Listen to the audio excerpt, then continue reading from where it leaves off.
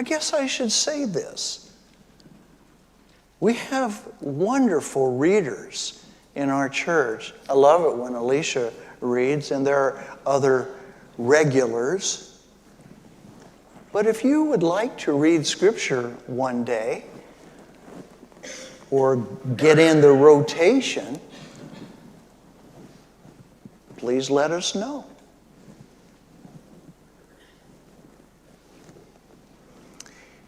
Well, I've been thinking about you all a lot this week. I was thinking of this announcement about my impending leaving and knowing how close we've gotten. I knew that this would not be easy for me or for you. We actually get along pretty well. And I never have understood why I got involved in interim ministry. You would have thought I could have kept a regular job. You know, as an interim, you go in and you're there maybe a year, year and a half, and then you got to say goodbye. And I hate saying goodbyes.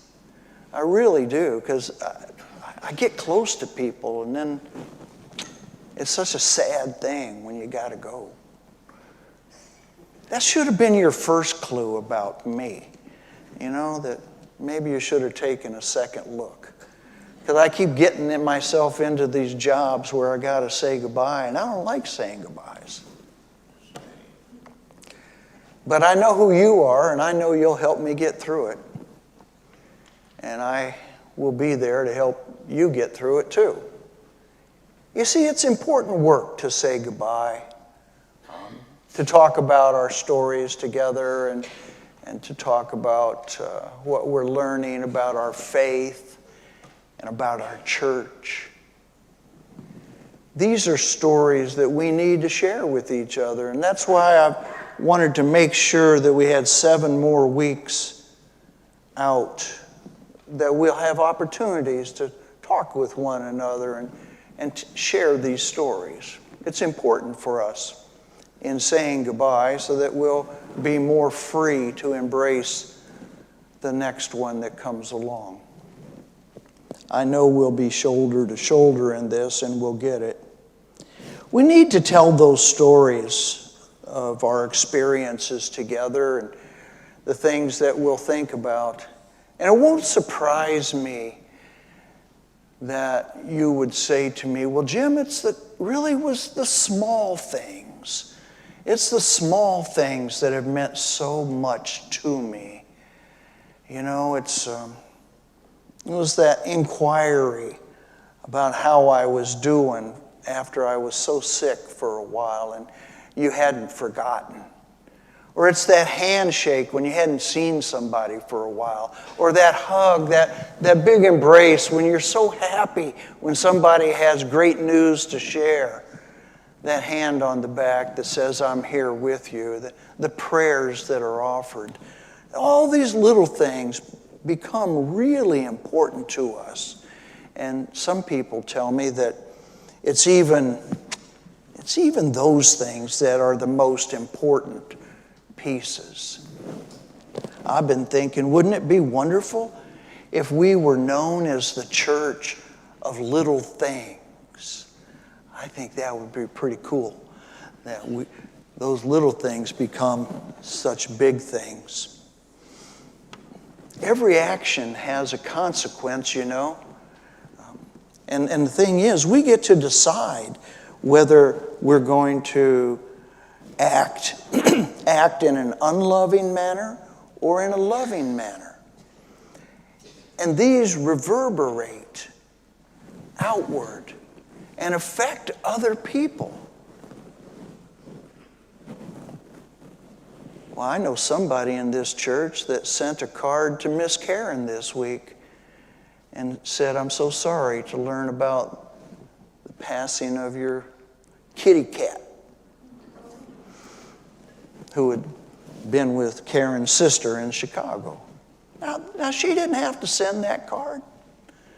But I can tell you that Karen came running to me and saying, you'll never guess what I got.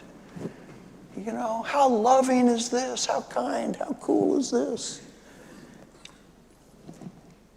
We get to choose how we're going to act. And when we act with faith and courage,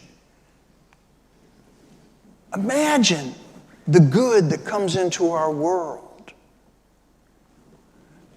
Because we got to be intentional and we got to choose. And you just never know. The Egyptian Pharaoh was very worried that the growing population of these Hebrews was going to threaten his kingdom. He feared that they would rise up above him and his country and break their chains of slavery. As I said, he was worried about that they might join the opposing armies that were threatening the borders and depose him. So he instituted a political oppression system. He appointed taskmasters over the Israelite workers and said, pour it on, pile on all this work, and they'll just be dead tired, and they'll never think of rising up. But the more work he put upon them, the more they multiplied, stronger they became. So he had this idea. He said, well, I know if I give instructions, commands to the midwives who deliver these Hebrew babies, and if I tell them that if there's a baby boy that is born, say there were extenuating circumstances and you couldn't save this baby, make sure you kill all the baby boys. That'll do it. You can let the girls live, but kill the baby boys. And so he spread the word, and he told the midwives, this is what you should do. There were two little-known midwives named Shiphrah and Puah. They received the instructions, you see, but they were not inclined to do the dirty deed. They proceeded based upon their faith and their courage. And so when the baby boys lived, they were brought before Pharaoh, and they said, there's nothing we can do.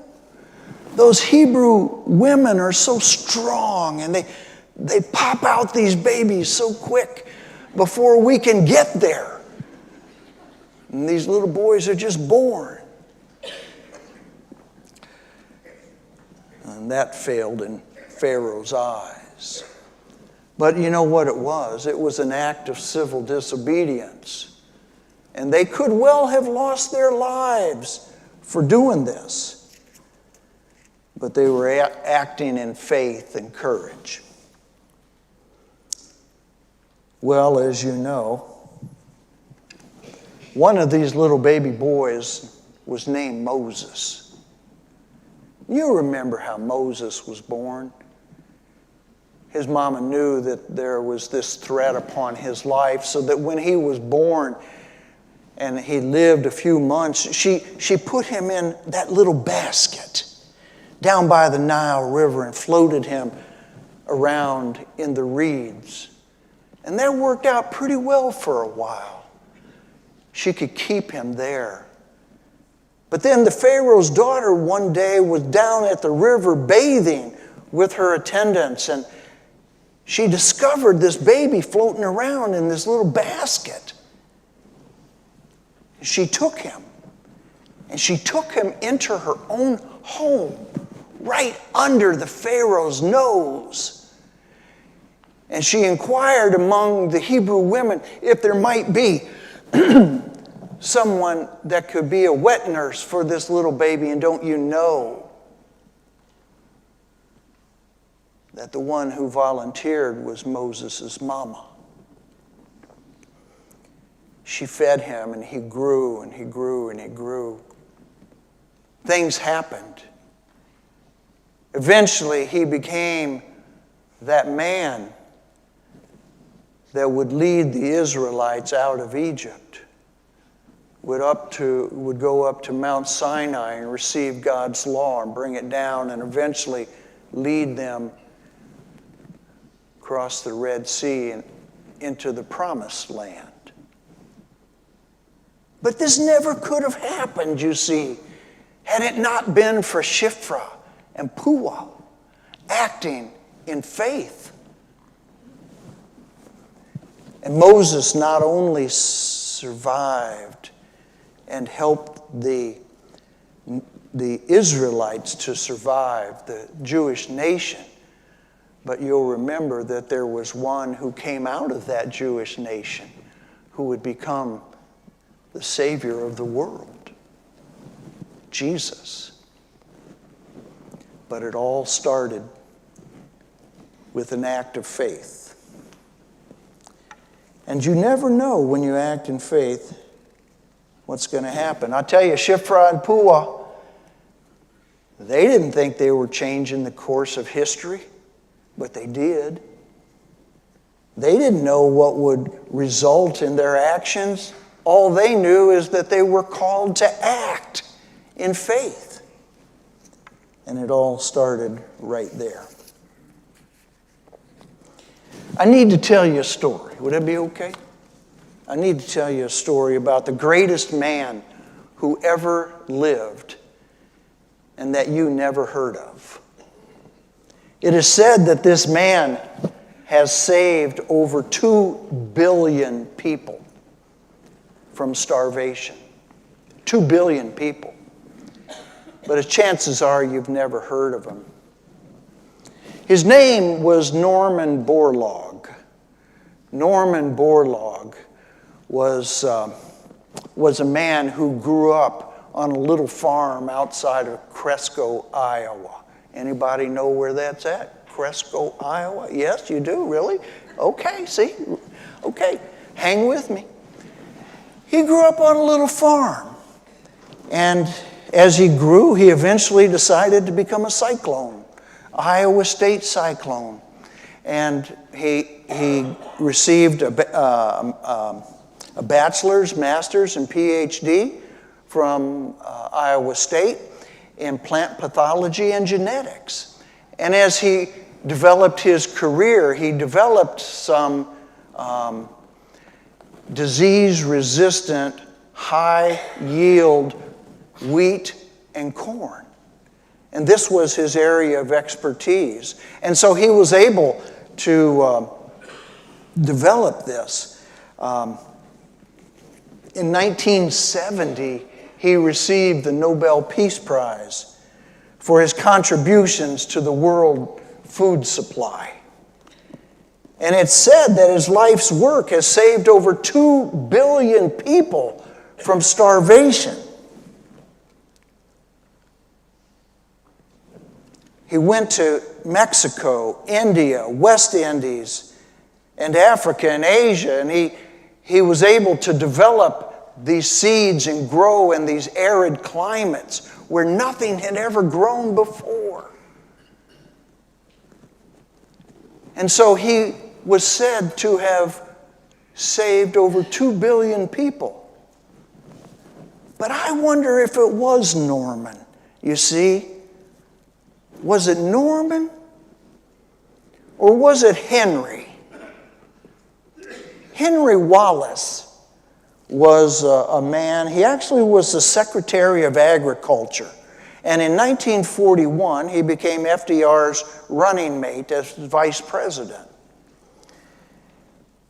It was his task, his charge, to go build this lab in Mexico where someone like Norman Borlaug could develop these seeds and help feed the country and beyond, even the world. And so it was Henry Wallace that was the visionary that would hire the agronomist Norman Borlaug. So maybe it was Henry. Or was it George? Might have been George. George Carver was a student, you see, of Henry Wallace's father, who taught at Iowa State. And it was Henry that received his bachelor's and master's in the world of plants. And as a student at Iowa State, he would often take little Henry for walks out in the country. And he would introduce him to the world of plants and how they could produce so much. And you could even train these plants, he would say, so that they could grow more. Little Henry was pretty excited about this. And he developed this passion for plants and what they could do. And later he would hire, as Secretary of the Agriculture, he would hire an agronomist named Norman Borlaug. So maybe it was George. Maybe it was George Carver. I wonder about that. Maybe it was George Carver who planted the initial seed. George's father died before he was born, and his mother died when George was just a baby. A loving couple named Moses and Susan Carver adopted George and gave him their name and made him a part of their family. And George later adopted that middle name that came from his birth mother. Her name was Mary Washington, and so he took on the name George Washington Carver. Maybe you've heard of him. Well, it's interesting because George Washington Carver would grow up to make 266 different things from a doggone peanut and 88 things from a sweet potato, which I had last night, and I'm giving great thanks to him. It was delicious. But don't you know that his greatest accomplishment might not have been those 266 things to make out of a peanut? His greatest accomplishment might have been a little walk out in the country with a 6-year-old boy named Henry, who would one day grow up to hire an agronomist named Norman Borlaug. So it might have been George, right? Or maybe it was Moses. Moses and Susan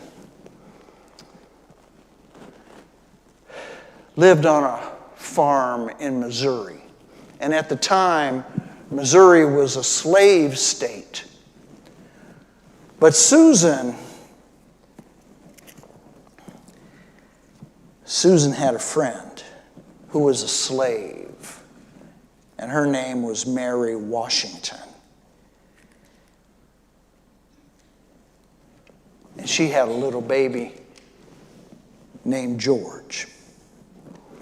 Because Susan and Mary had this friendship, they became a target for Quantrill's raiders, who one night in the dark of night rode in on their horses and burned the farm to the ground, killing some of the workers, taking some of the slaves as possession to sell later on. And they also took a little baby, ripped him from his mother's arms.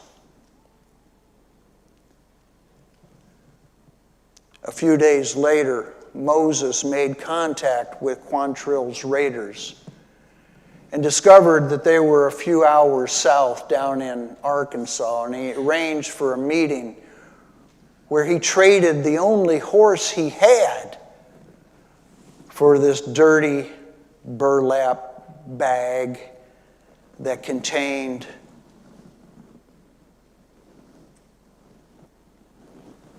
a cold, naked baby boy named George. Moses knew that George's mama had died in the raid, And so, without a horse, he carried George all the way back to Missouri on foot. And on the way, he promised George that he would adopt him as their own. And then he promised them a second thing. He promised him that he would give him an education. And that's how George later went to Iowa State, where he took Henry on walks. How Henry would then hire Norman. You see how this works? Every action we take will have an effect on somebody else. And the thing is, we get to decide whether we'll act in unloving ways or loving ways. And the great news, I could have Karen and Trish come up here again and they can give you big numbers of what you all do together to build homes, to share God's love with the homeless. That's what happens when we act in faith and courage. We never know what's going to happen.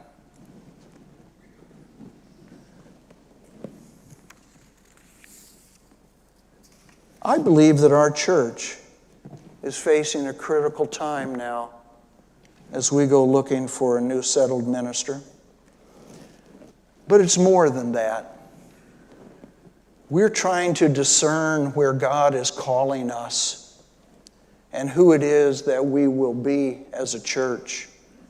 We have a newly renovated hall, an exciting pastoral position to offer someone, the world's best staff in all the churches, and a church hungry for spiritual guidance. But we also have some important questions to address, questions about our identity and our mission. And like two little-known midwives named Shiphrah and Puah, we're going to have to turn to our faith and ask God to guide our steps. We have important decisions to make about our future. And the steps we take now will impact the difference later on. How about you? How about you? Are you willing to do what you can do to act in faith, to help grow this church through a time of transition and change? How about you? Will you be the one who makes a difference and ushers us into a new season of ministry? Because every decision you make or don't make matters, even the little things. Let's be a church committed and one that believes in the power of little things done in great faith in the God who provides. And then we'll see. We'll see the wonders that will occur from the touch of God's hand. May God bless you, and may God bless United Church of Marco Island.